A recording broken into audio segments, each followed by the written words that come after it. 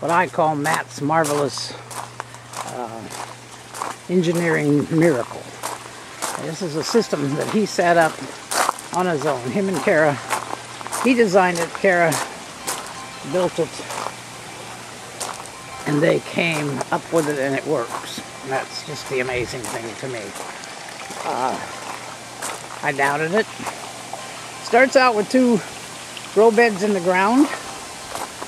Starts out and ends up. That's, I guess, is the way it is. And right in this one we have taro, and this one we have ginger and some oregano, just experimental type things.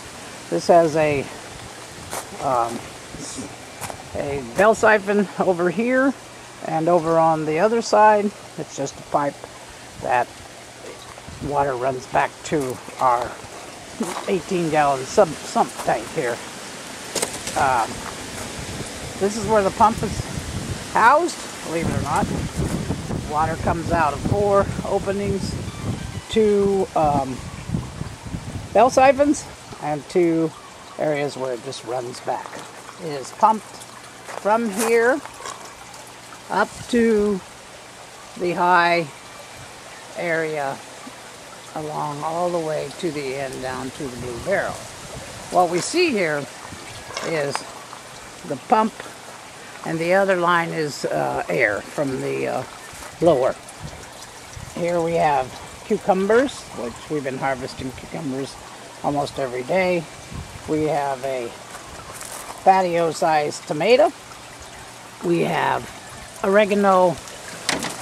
We have beets that I've been transplanting from the other side. I'm just experimenting to see what happens with them. Onions, more oregano, and a lonely little pepper out there.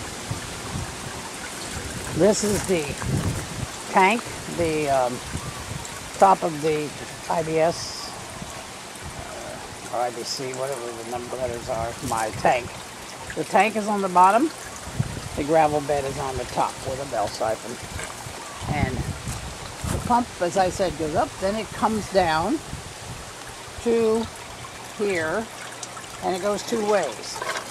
One is under here, where just water just trickles out for a help in the oxygenation. We learned that from Cobus. The other pipe runs out there with holes in it and runs water dripping along the whole way. And then the bell siphon, it will come out down here in many trickles of water, so that we get more oxygenation. We have air stones over here coming from the second line up there. The pump continues to go along and bring it down to the second tank and its grow bed. We only have 1 grow bed so far. We're working on another set, and on each one, the water coming out there, and our bell siphon plus our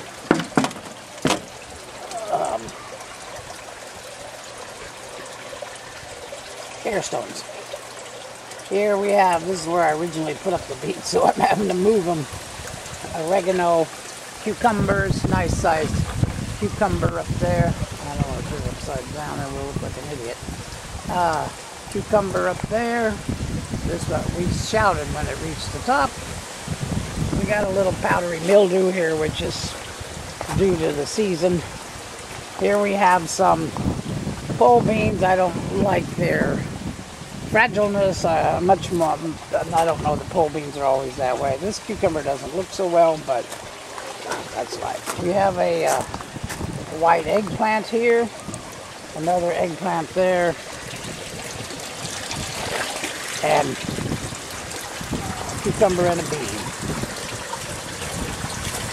Our Swiss chard over here, some lettuce, we just threw the seeds in, more beets, a 3rd tank, with our pipe still going along the top, and our 4th tank here with our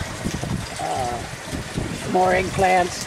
This one is the conventional fat eggplant, and we have another fat eggplant over there. And this one, Caro put a different type of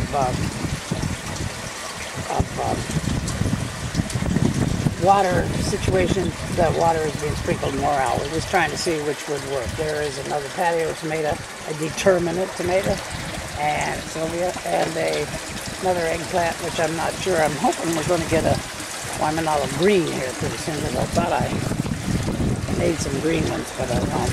And here we have our same situation. Water going down, air stones, our bell siphon. The final resting place of our pump water is right here in our blue barrel. Now this is just a continuous flood gravel, but you see the water coming out. Now in there I planted taro. Now how this works is, and he put everything underground, is the water goes down to the bottom of the barrel, comes over via pipe to right here where you see it coming out of this 1.5-inch pipe.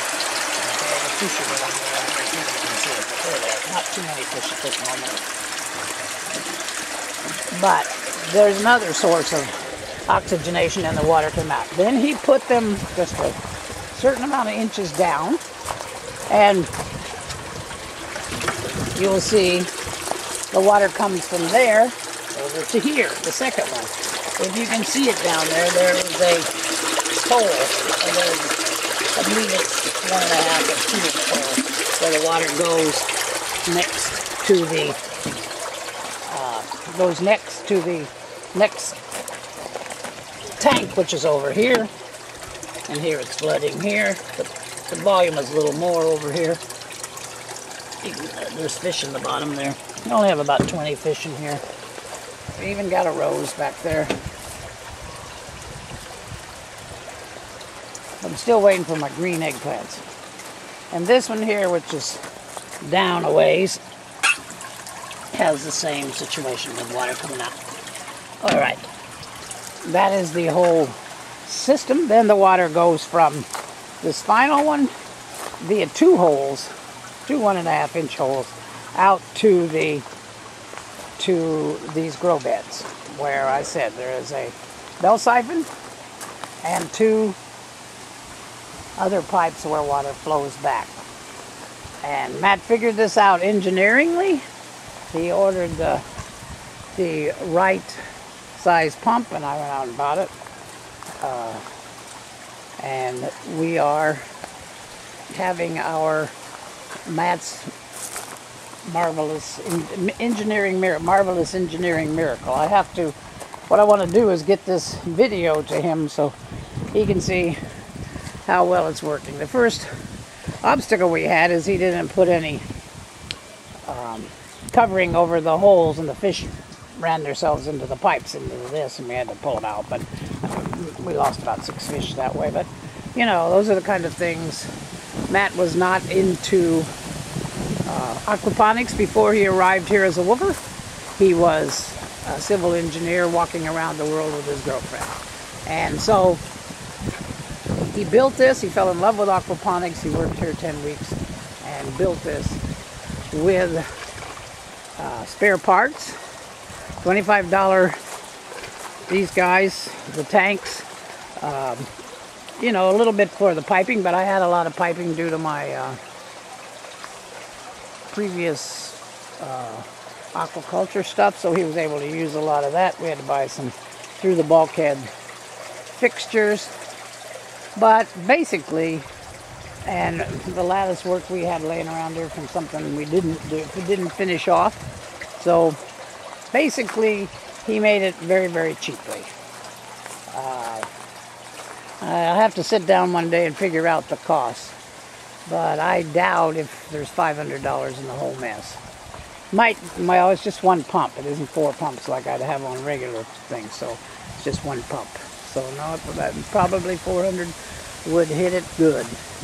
Mostly the piping is what we pay for. I have this black shade cloth. I had this weed stuff that I had from previous years.